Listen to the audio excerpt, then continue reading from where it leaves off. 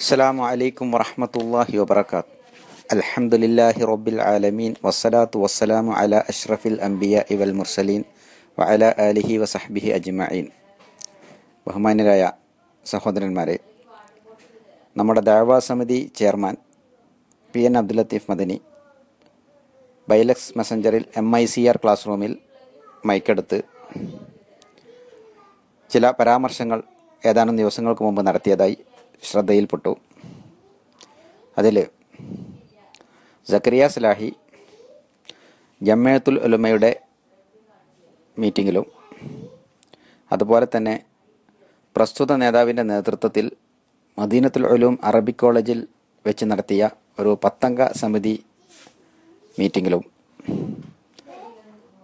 ചില തീരുമാനങ്ങളിൽ ഒപ്പിട്ടതിനെക്കുറിച്ച് ചില പരാമർശങ്ങൾ അദ്ദേഹം നടത്തുകയുണ്ടായി. എന്നാൽ ഈ വിഷയ സംബന്ധമായി അദ്ദേഹം നടത്തിയ പരാമർശങ്ങളും വാദങ്ങളും യാഥാർത്ഥ്യങ്ങൾക്ക് നിരക്കാത്തതാണ് എന്ന് പറയാതിരിക്കാൻ നിർവാഹമില്ല. അതായത്, കേരള ജംഇയ്യത്തുൽ ഉലമയുമായും കേരള നദുവത്തുൽ മുജാഹിദീൻ്റെ നേതൃത്വവുമായും ആദർശപരമായ വിഷയങ്ങളിൽ ഉണ്ടായ ചില തർക്കങ്ങൾ, ആ തർക്കങ്ങൾ പരിഹരിക്കാനും അതിൽ ചില തീരുമാനങ്ങൾ എടുക്കാനും എന്ന വ്യാജേന നമ്മുടെ അബ്ദുറഹ്മാൻ സലഫിയുടെ നേതൃത്വത്തിൽ ആണ് ജംഇയ്യത്തുൽ ഉലമ ചർച്ചകൾക്ക് വിളിക്കുകയും അതിൽ ചില തീരുമാനങ്ങൾ പ്രഖ്യാപിക്കുകയും ചെയ്തത്. ആ തീരുമാനങ്ങളിൽ നിർബന്ധപൂർവം സക്കരിയ സലാഹിയെ കൊണ്ട് അവർ ഒപ്പുവെപ്പിക്കുകയാണ് ഉണ്ടായത് എന്നുള്ളത് എല്ലാവർക്കും അറിയാവുന്ന കാര്യമാണ്. ആ വിഷയങ്ങൾ സക്കരിയ സലാഹി വിശദീകരിച്ചു കഴിഞ്ഞിട്ടുണ്ട്. അതിൽ ഒപ്പുവെക്കാനുണ്ടായ സാഹചര്യം അദ്ദേഹം വിശദീകരിച്ചിട്ടുണ്ട്. അതിലെടുത്ത തീരുമാനങ്ങൾ അംഗീകരിക്കുന്നില്ല എന്ന് അദ്ദേഹം പ്രഖ്യാപിക്കുകയും ചെയ്തിട്ടുണ്ട്. അതുകൊണ്ട് ആ വിഷയം ഇനി ചർച്ചയ്ക്ക് വിധേയമാക്കേണ്ടതില്ല എന്നതാണ് എനിക്ക് മനസ്സിലായ കാര്യം.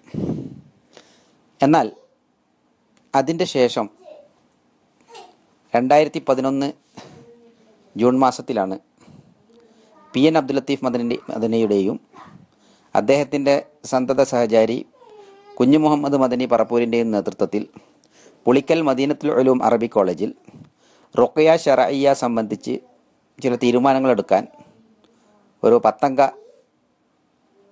പണ്ഡിത സംഗമം നടന്നത്.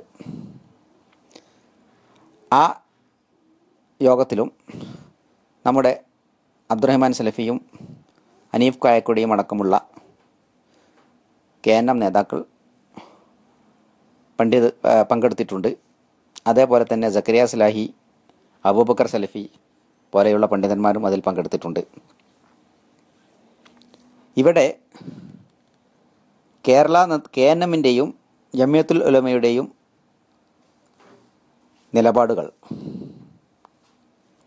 അത് ഖുർആനും സുന്നത്തിനും വിരുദ്ധമാണെന്നും, എന്നാൽ ഇന്നത്തെ ദഅവാ സമിതിയുടെ നേതാക്കന്മാരുടെ നിലപാടുകൾ അത് ഖുർആനും സുന്നത്തിനും അനുകൂലമാണെന്നും വരുത്തി തീർക്കാൻ ഒരു ഭഗീരഥ പ്രയത്നം അതിൻ്റെ നേതാവ് PN അബ്ദുൽ ലത്തീഫ് മദനി നടത്തിയിരിക്കുകയാണ്. എന്നാൽ യഥാർത്ഥത്തിൽ ഈ 2 മീറ്റിങ്ങുകളിലും എടുത്ത തീരുമാനങ്ങൾ നമ്മൾ പരിശോധിച്ചാൽ ജംഇയ്യത്തുൽ ഉലമ അതേപോലെ കേരള നദുവത്തുൽ മുജാഹിദീനും അബ്ദുറഹ്മാൻ സലഫിയും അടക്കമുള്ള നേതാക്കൾ ഇത്തരം വിഷയങ്ങളിൽ പുലർത്തുന്ന നിലപാടുകളും ദഅവാ സമിതിയുടെ ചെയർമാനും വൈസ് ചെയർമാനുമായ PN അബ്ദുൽ ലത്തീഫ് മദനിയും കുഞ്ഞു മുഹമ്മദ് മദനി പറപ്പൂരും അടക്കമുള്ള അതിൻ്റെ നേതാക്കളും നിലപാടുകളിൽ ആദർശത്തിൻ്റെ കാര്യത്തിൽ യാതൊരു വ്യത്യാസവുമില്ല എന്നതാണ് നമുക്ക് ബോധ്യപ്പെടുന്ന യാഥാർത്ഥ്യം. ഈ കാര്യങ്ങൾ മുഴുവൻ മറച്ചു വെച്ചുകൊണ്ട് KNMൻ്റെ അബ്ദുറഹ്മാൻ സലഫിയുടെയും നിലപാടുകൾ പരിഹാസ്യമാണെന്നും അത് ഖുർആനും സുന്നത്തിനും വിരുദ്ധമാണെന്നും എന്നാൽ ബഹുമാനപ്പെട്ട നമ്മുടെ നിലപാടുകൾ അത് പൂർണ്ണമായും ഖുർആനും സുന്നത്തിനോടും യോജിക്കുന്നതുമാണെന്നും വരുത്തി തീർക്കാനുള്ള ഒരു ഭഗീരഥ പ്രയത്നമാണ് ഈ നേതാവ് നടത്തിയിരിക്കുന്നത്. നമുക്കറിയാം, യാ ഇബാദല്ലാ അഈനുനി എന്ന പരാമർശമുള്ള ഹദീസ് അത് ഒരു ലഈഫായ ഹദീസാണ്. അതനുസരിച്ച് നമുക്ക് അമൽ ചെയ്യാൻ പാടുള്ളതല്ല. എന്നാൽ ആ ഹദീസിൽ പരാമർശിക്കപ്പെടുന്ന ഒരു ജിന്നിനോട് അല്ലെങ്കിൽ അള്ളാഹു അല്ലാത്ത സൃഷ്ടികളോട് സഹായം തേടുന്ന ഒരു വിഷയം, അത് യഥാർത്ഥത്തിൽ ഷിർക്ക് ആകുകയില്ല. അത് അള്ളാഹു അല്ലാത്തവരോട് ദുആ അല്ലെങ്കിൽ പ്രാർത്ഥന നടത്തുന്ന ഒരു വിഷയം അവിടെ ഒതുക്കുന്നില്ല എന്നുള്ളതാണ് അഹ്ലുസുന്നത്ത് വൽ ജമാഅത്തിൻ്റെ നിലപാട്. അതുകൊണ്ട് ആ ഹദീസ് ലഈഫാണെങ്കിലും ആരെങ്കിലും ഇനി അതനുസരിച്ച് ഒരു അമൽ ചെയ്താൽ അത് ഷിർക്കിൻ്റെ പരിധിയിൽ വരികയില്ല എന്നതാണ് അഹ്ലുസുന്നത്തിൻ്റെ നിലപാട്. എന്നാൽ ആ നിലപാടിന് വിരുദ്ധമായ നിലപാടാണ് KNM-ഉം ജമിഅത്തുൽ ഉലമയും എടുത്തിട്ടുള്ളത് എന്നത് എല്ലാവർക്കും അറിയാവുന്ന കാര്യമാണ്. എന്നാൽ നമ്മുടെ 10 അംഗ സമിതി തീരുമാനത്തിൽ ആ മീറ്റിങ്ങിൽ ഈ വിഷയം ചർച്ചയ്ക്ക് വന്നപ്പോൾ അഹ്ലുസുന്നത്ത് വൽ ജമാഅത്തിൻ്റെ ഈ നിലപാട് സക്കരിയ സലാഹി അവിടെ ആവർത്തിക്കുകയുണ്ടായി. എന്നാൽ അഹ്ലുസുന്നത്ത് വൽ ജമാഅത്തിൻ്റെ നിലപാടിന് വിരുദ്ധമായ അത് ഷിർക്കാണ് എന്ന നിലപാട് അബ്ദുറഹ്മാൻ സലഫിയും സംഘവും അവിടെ അവതരിപ്പിക്കുകയും ചെയ്യുകയുണ്ടായി. എന്നാൽ ഈ വിഷയത്തിൽ ഈ മീറ്റിങ്ങിൽ അധ്യക്ഷം വഹിക്കുകയും ഈ വിഷയത്തിൽ തീരുമാനങ്ങൾ പ്രഖ്യാപിക്കുകയും ചെയ്ത നമ്മുടെ ദഅവാ സമിതി നേതാവ് PN അബ്ദുൽ ലത്തീഫ് മദനി അവിടെ തീരുമാനം പ്രഖ്യാപിച്ചത് ഇത് പരിപൂർണമായി ഷിർക്കാണ് എന്ന തീരുമാനമാണ് അദ്ദേഹം അവിടെ പ്രഖ്യാപിച്ചത്. ആ തീരുമാനം അദ്ദേഹം പ്രഖ്യാപിച്ചപ്പോൾ ഈ വിഷയം നിങ്ങൾ ഇങ്ങനെ ഏകപക്ഷീയമായി തീരുമാനിക്കരുത്, നമ്മുടെ തുറക്കൽ അബ്ദുൽ ജബ്ബാർ മൗലവി ഈ വിഷയത്തിൽ ചില കാര്യങ്ങൾ പറഞ്ഞിട്ടുണ്ട്, അദ്ദേഹവുമായി നിങ്ങൾ ഒന്ന് ചർച്ച ചെയ്യണം, എന്നിട്ട് ഈ സഹായത്തേട്ടം അല്ലെങ്കിൽ ഈ സഹായ അഭ്യർത്ഥന അത് വസീലത്തു ഷിർക്കിൻ്റെ പരിധിയിൽ വരുന്നതാണ്, ഷിർക്ക് അല്ലാത്തതാണ്, അത് അബ്ദുൽ ജബ്ബാർ മൗലവിയുമായി നിങ്ങളൊന്ന് ചർച്ച ചെയ്യണം എന്നൊക്കെ സക്കരിയ സലാഹി അവിടെ ആവശ്യപ്പെട്ടപ്പോൾ ഈ നേതാവ് പറഞ്ഞത്, ജബ്ബാർ അല്ല കുബ്ബാർ പറഞ്ഞാലും ശരി ഇത് ഷിർക്കാണ്, അതുകൊണ്ട് ഇത് ഷിർക്കാണെന്ന് അംഗീകരിക്കണം എന്നാണ് അദ്ദേഹം അവിടെ പ്രഖ്യാപിച്ചത്. അപ്പോൾ ജമിഅത്തുൽ ഉലമയും KNM-ഉം എന്ത് നിലപാടാണോ ഈ വിഷയത്തിലെടുത്തത് അതേ നിലപാട് അവിടെ പ്രഖ്യാപിച്ച് അബ്ദുറഹ്മാൻ സലഫിയെ സുഖിപ്പിക്കാൻ ശ്രമിക്കുകയാണ് ഇദ്ദേഹം ചെയ്തത് എന്നത് ആ യോഗത്തിൽ പങ്കെടുത്ത എല്ലാവർക്കും അറിയാവുന്നൊരു കാര്യമാണ്. അത് പല സ്ഥലത്തും ഹനീഫ് കായക്കൊടി അത് പറയുകയും ചെയ്തിട്ടുണ്ട്. എന്ന് മാത്രമല്ല അതിൻ്റെ തെളിവും പല സ്ഥലത്തും അവർ ഹാജരാക്കിയിട്ടുണ്ട്. അപ്പോൾ അത് നിഷേധിക്കാൻ ഇദ്ദേഹത്തിന് സാധിക്കുമോ? ഈ 10 അംഗ സമിതി തീരുമാനത്തിൽ ജിന്നിനോടുള്ള സഹായ അഭ്യർത്ഥനകൾ ഷിർക്കാണ് എന്ന പരാമർശം നടത്തിയത് അത് അള്ളാഹു ജിന്നിനോടുള്ള പ്രാർത്ഥനയാണ് അവിടെ ഉദ്ദേശിച്ചത്, ദുആ ആണ് അവിടെ ഉദ്ദേശിച്ചത് എന്നാണ് നമ്മുടെ MICR നേതാവ് പറയുന്നത്. എന്നാൽ അള്ളാഹു അല്ലാത്തവരോടുള്ള ദുആ അല്ലെങ്കിൽ അള്ളാഹു അല്ലാത്തവരോടുള്ള പ്രാർത്ഥന ഷിർക്കാണ് എന്ന് പറയാൻ 10 മുജാഹിദ് പണ്ഡിതന്മാർ യോഗം ചേരേണ്ട വല്ല കാര്യവുമുണ്ടോ? അതാണ് നാം ചിന്തിക്കേണ്ടത്.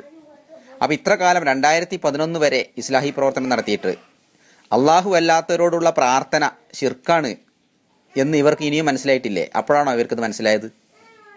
അപ്പോൾ അത് ആളുകളെ പൊട്ടീസാക്കുന്ന പരിപാടിയാണ്. അള്ളാഹു അല്ലാത്തവരോടുള്ള പ്രാർത്ഥന അല്ലെങ്കിൽ ദുആ അത് ഷിർക്കാണ് എന്ന് പ്രഖ്യാപിക്കാനല്ല അവിടെ മീറ്റിങ്ങിൽ ചർച്ച നടന്നത്. യാ ഇബാദുല്ലാ അഈനുനി എന്ന ഹദീസിനനുസരിച്ചിട്ടുള്ള വിവാദം ഉണ്ടല്ലോ, ആ വിവാദത്തിൽപ്പെട്ട ജിന്നിനുള്ള സഹായം തേട്ടം അത് ഷിർക്കാണോ എന്തിനെ പറ്റിയാണ് അവിടെ ചർച്ച നടന്നത്? അത് ഷിർക്കാണ് എന്ന് തന്നെയാണ് കൃത്യമായി സക്കരിയ സലാഹി പറഞ്ഞതിനെ ഗണ്ണിച്ചുകൊണ്ട് PN അബ്ദുൽ ലത്തീഫ് മദനി ആ യോഗത്തിൽ പ്രഖ്യാപിച്ചത് എന്ന യാഥാർത്ഥ്യം ഇന്ന് ഒരുപാട് ഇസ്ലാഹി പ്രവർത്തകന്മാർ മനസ്സിലാക്കിയിട്ടുണ്ട്. മനസ്സിലാകാത്ത ആരെങ്കിലും ഉണ്ടെങ്കിൽ അവർ ഇനി ആ കാര്യം മനസ്സിലാക്കണം, എന്നിട്ട് ഈ നേതാവിൻ്റെ തനിനിറം ഒന്ന് മനസ്സിലാക്കണം എന്നാണ് എനിക്ക് അഭ്യർത്ഥിക്കാനുള്ളത്. ഇനി എന്താണ് റുഖ്യ ശറയ്യ വിഷയത്തിൽ ആ മീറ്റിങ്ങിലെടുത്ത തീരുമാനം, അതും ഇദ്ദേഹത്തിൻ്റെ നിലപാട്, അതായത് നമ്മുടെ പി എൻ അബ്ദുൽ ലത്തീഫ് മദനിയുടെയും കുഞ്ഞു മുഹമ്മദ് മദനി പറപ്പൂരിൻ്റെയും നിലപാട് KNMൻ്റെ ഖുർആനും സുന്നത്തിനും വിരുദ്ധമായ അതേ നിലപാട് തന്നെയാണ് ഇവർക്കുമുള്ളത് എന്ന് ഈ തീരുമാനത്തിൽ ഇവർ നടത്തിയ പ്രഖ്യാപനങ്ങളിൽ നിന്നും നമുക്ക് മനസ്സിലാക്കാൻ സാധിക്കും. റസൂൽ സല്ലല്ലാഹു അലൈഹി വസല്ലം ഒരു സ്ത്രീയുടെ പക്കൽ നിന്നും ഒരു കുട്ടിയെ അടുത്തേക്ക് വിളിച്ച് ആ കുട്ടിയുടെ പുറത്തടിച്ച് ഉഖ്റുജ അത് വല്ല എന്ന് പറഞ്ഞ് പിശാചിനെ പുറത്താക്കിയ സംഭവം, അത് റസൂൽ സല്ലല്ലാഹു അലൈഹി വസല്ലമയുടെ പ്രത്യേകമായി ഉള്ള, അതായത് അദ്ദേഹത്തിൻ്റെ റസൂലിൻ്റെ ഖാസാണെന്നും അത് റസൂലിൻ്റെ കാലശേഷം ആർക്കും ചെയ്യാൻ പാടുള്ളതല്ലെന്നും ഈ തീരുമാനം പ്രഖ്യാപിച്ചിരിക്കുന്നു, ഈ യോഗം തീരുമാനിച്ചിരിക്കുന്നു എന്നാണ് പി എൻ അബ്ദുൽ ലത്തീഫ് മദനി ആ യോഗത്തിൽ അധ്യക്ഷം വഹിച്ചുകൊണ്ട് അവിടെ പ്രഖ്യാപിച്ചത്. ഇതെന്ത് തീരുമാനമാണ്? ഇങ്ങനെ റസൂല് ഒരു കുട്ടിയെ വിളിച്ചിട്ട് ചികിത്സിച്ചത്, റസൂൽ നടത്തിയ റുഖ്യത്തു ശറയ്യ, അതായത് ജിന്നിനെ പുറത്താക്കുന്ന ഈ ചികിത്സ, അത് റസൂലിൻ്റെ മുഅ്ജിസത്താണ്, റസൂലിൻ്റെ ഖാസാണ് എന്നുള്ള തീരുമാനം ആരുടെ അഭിപ്രായമാണത്? അത് അബ്ദുറഹ്മാൻ സലഫിയുടെ അഭിപ്രായമാണ്, അത് KNMൻ്റെ അഭിപ്രായമാണ്, അത് ജമിയത്തുൽ ഉലമയുടെ അഭിപ്രായമാണ്, അത് അഹ്ലുസുന്നത്ത് വൽ ജമാഅത്തിൻ്റെ അഭിപ്രായത്തോട് യോജിക്കുന്നതല്ല, അത് ഖുർആനിനോടും സുന്നത്തിനോടും യോജിക്കുന്ന തീരുമാനമല്ല. എന്നാൽ ഇതേ തീരുമാനം അബ്ദുറഹ്മാൻ സലഫിക്ക് അനുകൂലമായി അവിടെ സ്വന്തം നാവുകൊണ്ട് ഉച്ചരിച്ച് പ്രഖ്യാപിച്ചത് ഇന്നത്തെ ദഅവ സമിതി chairman P N Abdul Latheef മദനിയാണ് എന്നുള്ളത് നമ്മുടെ പ്രവർത്തകന്മാർ ഒന്ന് അറിയണം, അറിയാത്തവർക്ക് എത്തിച്ചു കൊടുക്കണം എന്നാണ് എനിക്ക് അഭ്യർത്ഥിക്കാനുള്ളത്. ആർക്കെങ്കിലും അതിൽ സംശയമുണ്ടെങ്കിൽ അതിൻ്റെ സൗണ്ട് ക്ലിപ്പ് എൻ്റെ വശമുണ്ട്. പുളിക്കല പരിപാടിയിൽ ഹനീഫ കായക്കൊടി അതിൻ്റെ സൗണ്ട് ക്ലിപ്പ് അവിടെ പുറത്തു വിട്ടിട്ടുണ്ട്. അതിൽ വളരെ കൃത്യമായിട്ട് കേൾക്കാം, അത് റസൂലിൻ്റെ മുഅ്ജിസത്തല്ല, ചികിത്സ മുഅ്ജിസത്തല്ല എന്ന് സക്കരിയ സലാഹി അവിടെ വാദിക്കുന്നുണ്ട്. എന്നാൽ അത് റസൂലിൻ്റെ ഖാസാണ്, അത് നമുക്ക് ചെയ്യാൻ പാടില്ല എന്ന് അബ്ദുറഹ്മാൻ സലഫിയും അവിടെ വാദിക്കുന്നുണ്ട്. ഇതിൻ്റെ ഇടക്ക് കയറിയിട്ട് തീരുമാനം ഞാൻ അങ്ങോട്ട് പ്രഖ്യാപിക്കും, ഞാനാണ് തീരുമാനം പ്രഖ്യാപിക്കുന്ന ആൾ എന്നുള്ള നിലക്ക് പി എൻ അബ്ദുൽ ലത്തീഫ് മദനി അതിൻ്റെ ഇടയിൽ ഇടക്ക് കയറി പറയുകയും അങ്ങനെ തീരുമാനം പ്രഖ്യാപിക്കുകയും ചെയ്യുന്നത് അവിടെ എല്ലാവർക്കും വ്യക്തമായി കേൾക്കാൻ സാധിക്കും. എന്താണ് അദ്ദേഹം പ്രഖ്യാപിച്ച തീരുമാനം? ഇങ്ങനെ ഒരു ചികിത്സ റസൂൽ ചെയ്തത് അത് റസൂലിൻ്റെ ഖാസാണ്, റസൂലിന് മാത്രമുള്ളതാണ്, റസൂലിൻ്റെ കാലശേഷം നമുക്ക് ആർക്കും അത് ചെയ്യാൻ പാടുള്ളതല്ല എന്ന വ്യക്തമായ തീരുമാനം പി എൻ അബ്ദുൽ ലത്തീഫ് മദനി ആ യോഗത്തിൽ പ്രഖ്യാപിച്ചിട്ടുണ്ട്. അതിന് കുഞ്ഞു മുഹമ്മദ് മദനി പറപ്പൂർ സാക്ഷിയാണ്. ആ മീറ്റിങ്ങിൽ പങ്കെടുത്ത 10 പണ്ഡിതന്മാരും അതിന് സാക്ഷിയാണ്. അതിൻ്റെ സൗണ്ട് ക്ലിപ്പ് റെക്കോർഡ് ചെയ്തത് വ്യക്തമായിട്ട് ഇന്ന് നമുക്ക് നെറ്റിൽ തന്നെ കിട്ടും. അപ്പോൾ ഇത്രയും വ്യക്തമായൊരു കാര്യമാണിത്. കാര്യങ്ങൾ ഇത്രയും വ്യക്തമായിരിക്കെ ഈ കാര്യങ്ങൾ ഒക്കെ നിഷേധിച്ചുകൊണ്ട്, ഇതൊക്കെ മറച്ചു വെച്ചുകൊണ്ട് KNMന് മാത്രമാണ് ആദർശ വ്യതിയാനം ഉണ്ടായിട്ടുള്ളത്, നമ്മളൊക്കെ വളരെ നല്ല ഉഷാറിലാണ് എന്ന് തോന്നിപ്പിക്കുമാർ ഈ ദഅവാ സമിതി നേതാവ് നടത്തിയ ഈ പരാമർശങ്ങൾ തീർത്തും യഥാർത്ഥ വിരുദ്ധവും പച്ചക്കളവുമാണ് എന്നുള്ളതാണ് എനിക്ക് നമ്മുടെ പ്രിയപ്പെട്ട ഇസ്ലാഹി പ്രവർത്തകന്മാരെ ഉണർത്താനുള്ളത്. സത്യം മനസ്സിലാക്കാൻ അള്ളാഹു നമ്മെ അനുഗ്രഹിക്കുമാറാകട്ടെ. അസ്സലാമു അലൈക്കും വറഹ്മത്തുള്ളാഹി.